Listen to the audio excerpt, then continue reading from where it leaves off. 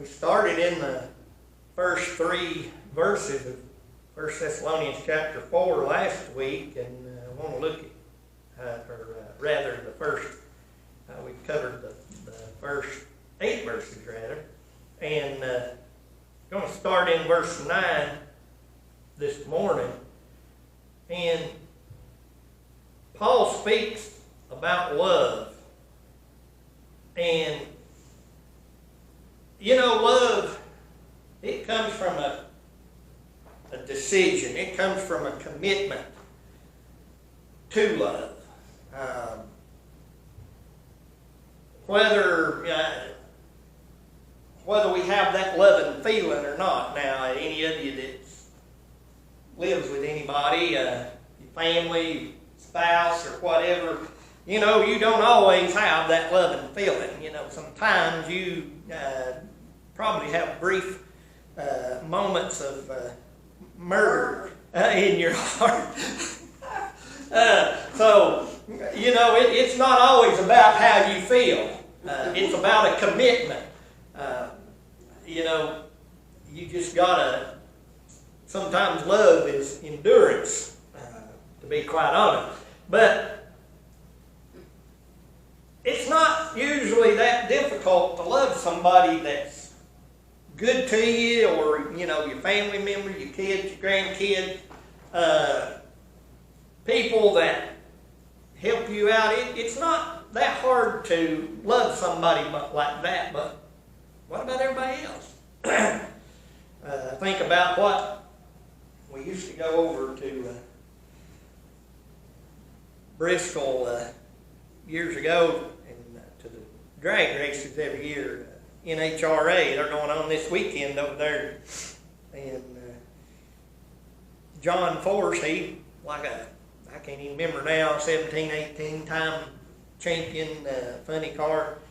And I don't know if they still that way, but him and his wife, she was always with him every time she was out there, watching him go down the track, watching their daughters and son-in-law and stuff. But they lived in separate homes, and he said, she loves me, she just don't like me. And they evidently got along fine, as long as they wasn't in the same house. So I don't know if they still live in separate homes or not, but that's kind of the way I guess it is sometimes. But love is really a decision. I remember a family moved down here from up north, and their children, one of them was a little bit ahead of me in school, about a year, and he was kind of odd and didn't have a lot of friends. Of course, him coming down from up north, he didn't really know anybody, and so one day I thought, I'm going to be his friend. And me and him wound up being really good friends, still friends, even today. And I've had people ask me, it's like, especially back then, it's like, how do you stand him? And I chose to like him, and he became a good friend, even though he did get on my nerves. I got on his nerves too, let's just be honest. I got on his nerves too. But the point is, I chose that I was going to be his friend.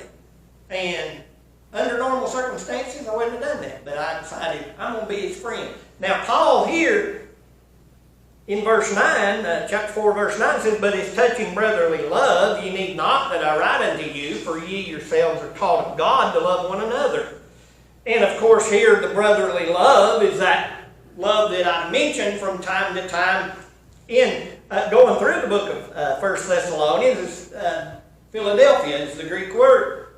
And it's brotherly love, a kind love, a friendly love, between family members, between friends. It's that type of love. Of course, in Leviticus 19:18, he said, "Thou shalt love thy neighbor as thyself." That was part of the Hebrew Shema that they repeated every day, to love the Lord thy God with all the heart, soul, mind, and strength, and your neighbor as yourself.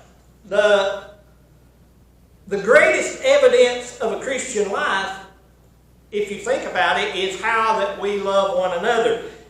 In John 13:34, he said, "A new commandment I give unto you, that you love one another as I have loved you, that ye also love one another." And of course in Hebrews 13:1, he said, "Let brotherly love continue." We are to love not just the people that are good to us, not just the people that treat us well or that do things for us, but we're to love. He said to do good to them that despitefully use you. That's a little harder to do. It's not easy to be good to somebody that's not good to you, but that's what we're commanded to do. It's not a suggestion, it's a commandment. Now, the Thessalonians, we've already seen in the first 3 chapters and that they already practiced brotherly love. But here, Paul and of course Silas and Timothy, because they were all together in this, they encourage to love even more. Now, in Isaiah 54:13, he said, "And all the children shall be taught of the Lord." And if you notice there, he said, I write unto you, for ye yourselves are taught of God. So this is something that God teaches us. We never reach a point of having enough love in our heart. Not toward individuals, not toward groups, not toward anything. We should always be willing to love more. And he goes even a step further and he says, you're taught of God to love one another. The word changes here. He said, now, touching brotherly love, considering brotherly love, I don't need to write unto you, for you're taught that of God. You know to love each other, to be friends with each other, to have that kind of love. But then he goes that step further and he said, to love one another. And he goes to that agape type of love that I've mentioned over and over again, that unconditional, sacrificial love. In 1 John 4:12, he said, if we love one another, God dwelleth in us, and his love is perfected in us. If we love one another, God dwells in us. If you claim to be a Christian and you don't have no love in your heart, you better examine your salvation. You better examine your relationship with God. Because he said if we love one another, God dwells in us. And his love is perfected in us. When people are nasty to us or not whatever, then, we want to, I'll just do this and I'll just do that. Or I'll never help them again, da-da-da-da-da. Is that agape love? That's not even friendly love. That's not even that Philadelphia type of love. We reflect the light of Christ by loving each other. That's how we show. That's how people know there's something different about us, because we have a love in our heart for each other. We have a love even for those that are, quite frankly, unlovable. Sometimes Teresa will ask me, she'll be like, why do you love me? I said, well, sometimes you do make it difficult. Now, I'm sure she would say the same thing. Sometimes I do make it difficult. But, you see, that agape, that self-sacrificing type of love, it's a love of devotion, if you will. It's not just emotional. We think about love as being emotional and what we feel, and love is not always what we feel. Now, if you look at verse 11 and 12, well, let me read here in verse 10. And indeed ye do it toward all the brethren which are in all Macedonia, but we beseech you, brethren, that ye increase more and more. He's telling them to increase in love. Increase not just in the friendly type of love, but to increase in the agape, the sacrificing, the self-sacrificing type of love. And then he goes on in verse 11 and 12, and he tells us 3 ways to improve our love. And the first one is that you study to be quiet. And that means, of course, to strive to be quiet or to be still. Now, that don't mean we just sit real quiet. But if you think about it, in the culture that we have today, it's a rush, go type of culture that we live in. How many of you remember, when I was a kid, you'd go visit. Now Dad, he worked a job, he had the farm, but we would always, most time, be on a weekend or something, on Friday night, Saturday night, go up to maybe one of my uncles or aunts, or go over to different friends. Sometimes we'd go up to the neighbors, or the neighbors would come to the house, and people visited. Even though they were busy, they visited. But now we're too busy for that. When I get home and I sit down in my recliner, if I get to sit down in my recliner, then I kind of like it there. I don't really, sometimes Teresa might want me to run over in town and get something, and town, I can see the back of town from my house, and I'm just like, I've been up since 3:30 this morning and worked 11 hours or so. I've done this, I've done that. Might have come home, mowed the yard or whatever, and it's just like, I really don't want to go nowhere, but most of the time I will. Last night, she was sitting there, and we had the kids, and she's like, do you know what I'd like? And I must have rolled my eyes, and I'm like, what do I have to go get? Never mind. What do you want? Never mind. When a woman says never mind, it don't mean never mind, but she never would tell me what she really wanted. I made her mad, evidently, and so she never would tell me what, but I guarantee you it was something to go get. I was not being very loving at that time. I just wanted to sit there and enjoy the evening. But the point is, to be quiet. In this culture, we don't allow ourselves. We're too busy. Our life is just too frantic to even have time to love one another. We see the divorces and homes that are breaking up, and then when people say, well, what happened? Well, we're just busy. He's in his job, she was at her job, and just running and doing and going and all that, and we just grew apart. Because there's no time spent. We don't visit with one another. We've even gone into the culture now where so many people will sit around the same room, and instead of speaking to one another, they sit there and they text. To me, that's just the dumbest thing in the world.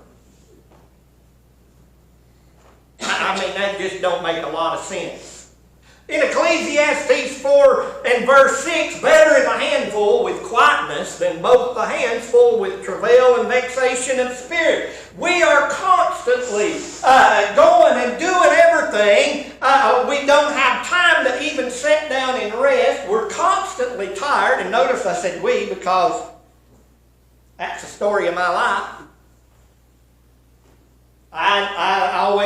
I've said for a long time I never could understand why Dad, he got up way before daylight, and we had milk cows and whatnot, and he would go and take care of that, and then he'd go do a job, come in, and he'd work, or he fixed stuff and did stuff for other people. He might be gone away after dark, but if he come in and sat down, first thing he did, he'd be out like a light. And it's like, why does he fall asleep all the time? I know now. I can come in. That's why I like to get up early in the morning and try to read a little bit or to study a little bit, because if I come in the evening, if I get to sit down, I'll be out like a light. In verse 11 there, he said, study to be quiet. Notice this, and to do your own business. Mind your own business is what he's saying there. Over in Matthew chapter 7.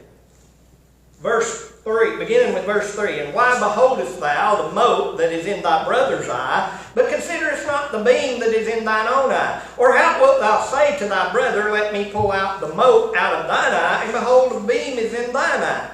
Thou hypocrite, first cast out the beam out of thine own eye, and then shalt thou see clearly to cast out the mote out of thy brother's eye.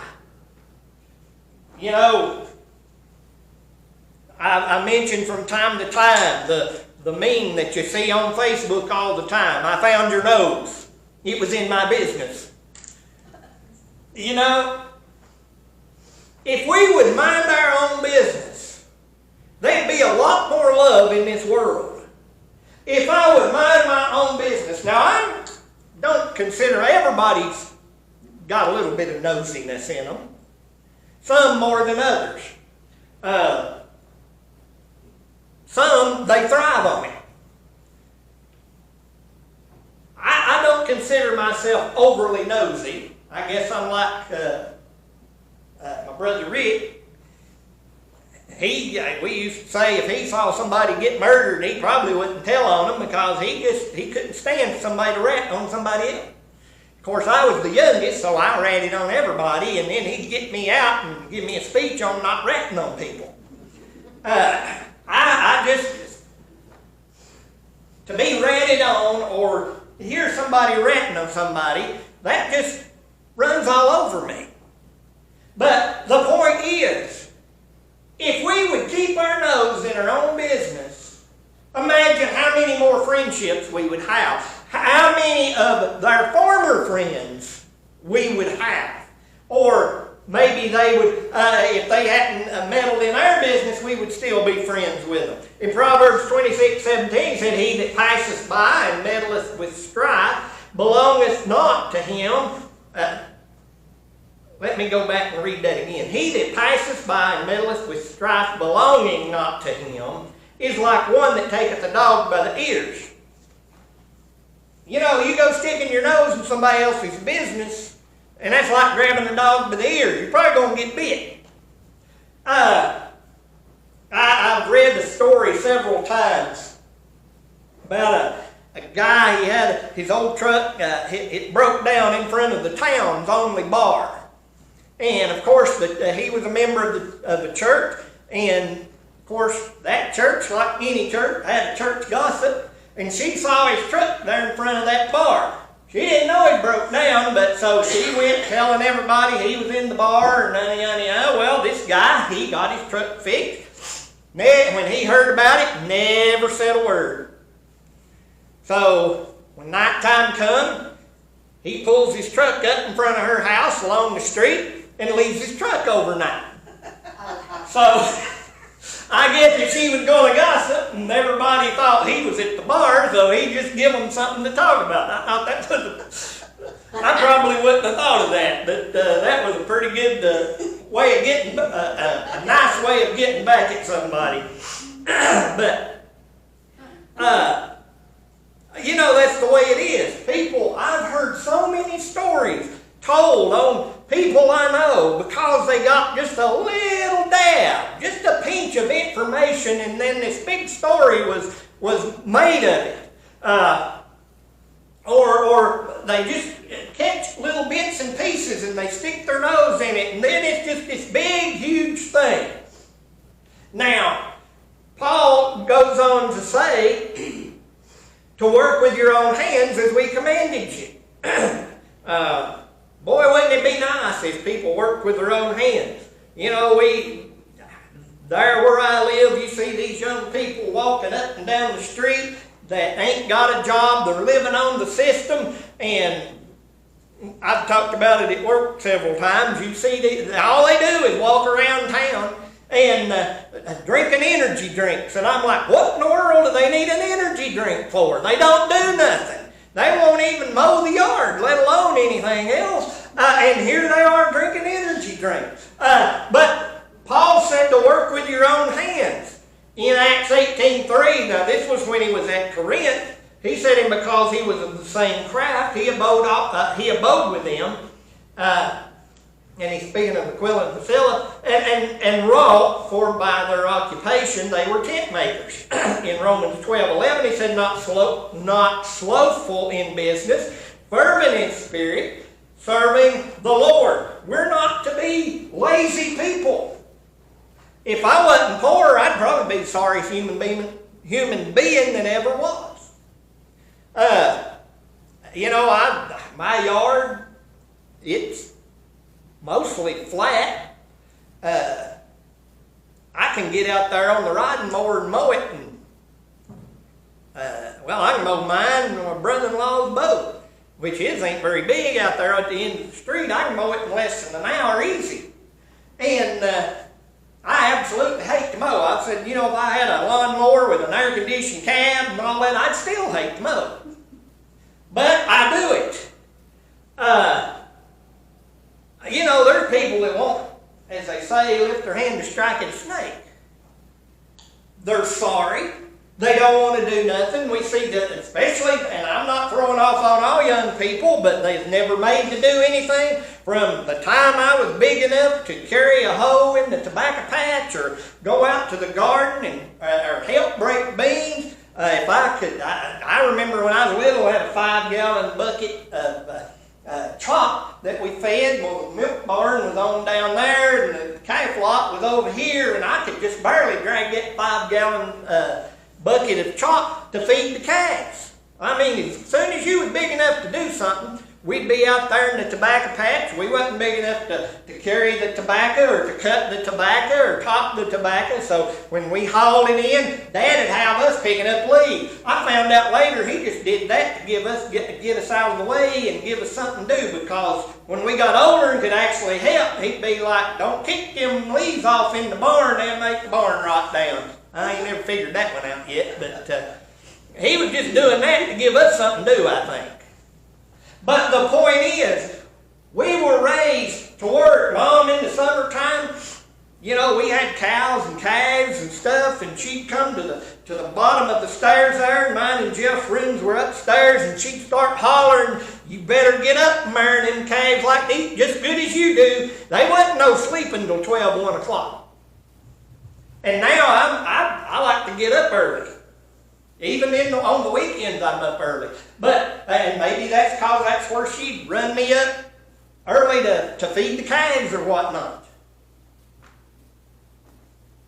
Then there in verse 12, that ye may walk honestly toward them that are without, and that they may have lack of nothing. Why do we need to love each other? Why do we need not just to be friendly, but to have a self-sacrificing type of love? This is the reason that ye may walk honestly toward them that are without, and that ye may have lack of nothing. If you were to sum up this verse 12 in one word, it would be integrity. Honesty. Among everybody. Now, somebody that's an honest person, people know about it. Even people that don't associate with them, they'll still know if they're honest or not. 2 Corinthians chapter 3, verse 2 and 3 said, ye are our epistle, written in our hearts, known and read of all men. You've heard the expression, a Christian is the only Bible that a lost or a sinner will read. That's basically what Paul's saying here. You are our epistle, written in our hearts, known and read of all men, forasmuch as ye are manifestly declared to be the epistle of Christ, ministered by us, written not with ink, but with the Spirit of the living God, not in tables of stone, but in the fleshly tables of the heart. And this is really what being a Christian is all about. It's being a follower of Christ, a partisan of Christ. Christ said he was the light. Paul wrote that we're the children of the light. We're not the light, but we reflect the light of Christ. When people see us, even lost people, if we reflect it bright enough, even though that lost, maybe that total stranger might not know we're a Christian, but they'll notice something different about you. They might not come out and say it, but they'll be like, that man, that woman, they were kind, they were courteous, they were this, they were that. They'll notice a difference. And I've seen people like that. When I believe I mentioned when Larry Bales, who was a preacher over in Bristol, he drove for overnight, brought in our freight for years. And when he first started coming over in here, I knew he was a Christian before he ever said anything. Before I ever knew he was a preacher, because, now I'm not saying every truck driver does, a lot of them come in, they're cussing and they just this and that, telling dirty jokes and, or you can just tell by their demeanor. But I knew there was something different about him, and one day he asked me, he hadn't been coming very long, and he asked me if I was a Christian. And I think I may have even asked him, it's like, you're a preacher. And he's like, yeah. I knew there was something different about him even before he ever told me that. Because of the way he'd come in, you could tell he'd had a bad day or he was frustrated. He might have been fussing about something, but yet there was still something about him that told me this man is a Christian. When people are around me, do they see I'm a Christian? Or do they see something else? Do they see Christ? Because that's more important. It don't matter if they think I'm a good guy or whatever. If I'm honest, if I'm this, they should see Christ in me. Even those lost people, even though they may not have a clue about me being a Christian, they should still see the character of Christ in me. Whether they know Christ, they might not even know what the character of Christ is. But they should see something in me. They should hear something in me. And it's not always coming up and kind of like Teresa's grandma. Now, you wasn't around her but a very little while, and she'd be like, are you a Christian? That was usually some of the first conversations you would have with her. She would want to know, are you a Christian? A lot of times we're maybe not that just straightforward, but there ought to be something about us, because there should be integrity in our life. In our business, it ought to be honest.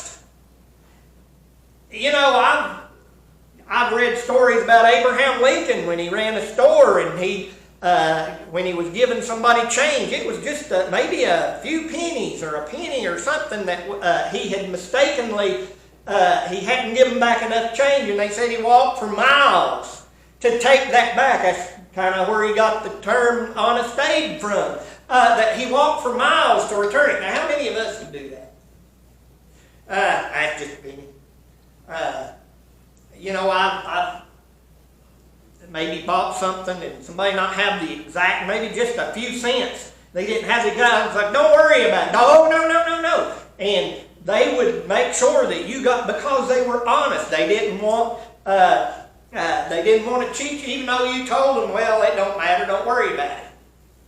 You go to a lot of places now, these restaurants, or these drive-ins and stuff. I know I've been down there at Sonic a few times, and he'd come back and you'd be getting some change, which, I believe in tipping people, and they wouldn't even offer you your change back. I guess they just naturally expect it. Usually when they naturally expect it, then that's all they're going to get, because, to me, they should at least be like, well, let me get you change, and then be like, no, keep it. But the point is, integrity. That's what I've always said about my father-in-law. I've never met a man like my father-in-law. I have such respect for him because he is a man of integrity. What you see at the house is the same thing you see when he's at church, the same thing you see when you meet him out there in town or anywhere else. He is a man of integrity. He stands for what he means, and you never hear anything out of him. I've not really ever saw him what I would call really mad in all the years that I've been a part of that family. Teresa tells me that I never want to see him mad. Seen him get aggravated a few times, but he's a man of integrity. I've seen him get treated by his own family time and time again. Not very nice. And he would be just as good to them and do anything in the world for them. I don't know if I could do that, to be honest. But that's the kind of man he is. And I have the utmost respect for him. Not because he's my father-in-law, but because I see something in him that I don't see in myself. Because now, even a lot of people saw my temper. If you don't believe me, just ask the people that work with me. There's been a lot of people that have seen me not being very nice. Why can't we have that integrity? Why can't we exhibit that love like Paul and Silas and Timothy are telling the Thessalonians? We know you love each other, but love each other sacrificially. Love each other to the utmost. Love God first and foremost to the utmost. Father, we praise you and thank you for your mercy and grace. We ask that your Spirit would speak to the hearts and minds of each and every person, young and old, Lord, rich and poor, wherever they might be, Lord, that if there's lost souls, backslidden hearts, Lord, that you would deal with them. Lord, those that are needing encouragement, those that are struggling in their Christian life, Lord, give them strength. Give them the ability. Give them that solid ground to take one step at a time. Lord, and most of all, help us that we can exhibit that light of Jesus Christ, that we can exhibit that integrity that Paul is speaking about in these verses. Lord, we praise you. We thank you in Jesus' name. Amen.